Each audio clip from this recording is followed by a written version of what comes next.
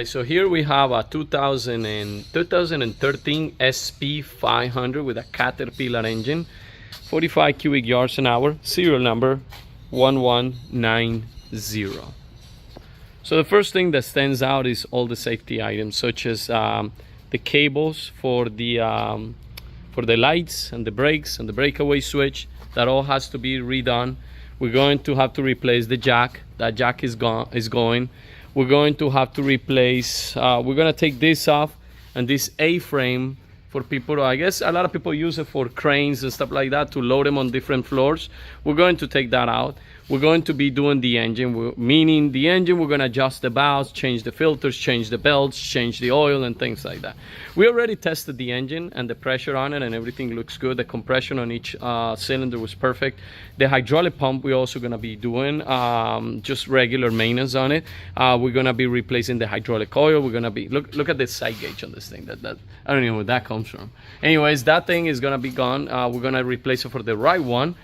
We pressure tested. We did a leak down test on the hydraulic pump and the other ones, the smaller gear pumps and the secondary hydraulic pump. All of them have been tested and they're all good.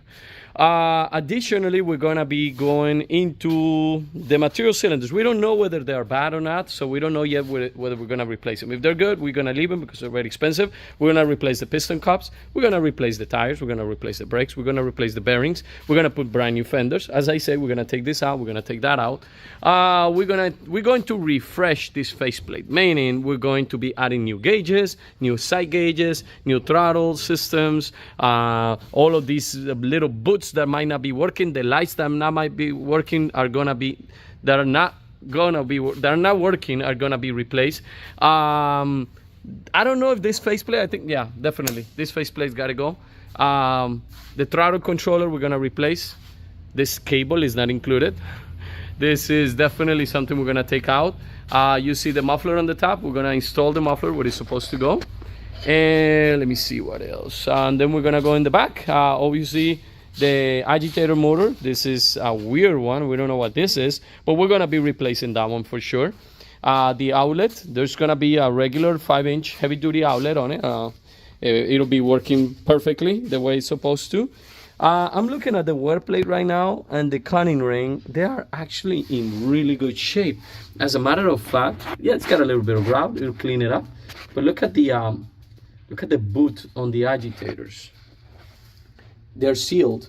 That means it's in really good shape, as well as the conning ring. Look at that conning ring.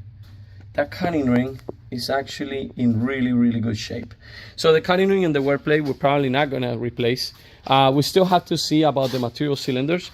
We're gonna obviously clean it up really well. We're gonna wash it, put brand new stickers, and it'll look pretty. I mean, we'll, all hydraulic oils, all new filters, hydraulic filters. The bearings that are bad, we're gonna go through all the electronics. It'll look nice. We're gonna put the lights, the brake lights here. It'll look just like this one. This is a unit that has been completely finished, and that unit that I just showed you, it'll look like this by the time it's finished. You see the brackets, the lights, it'll be brand new LED lights, brand new agitator. It'll look just like this pump. Obviously, it's not an SP750, it's an SP500, a little smaller, but it'll be very similar to this. Once we start this assembly, it'll look kind of like this pump right here.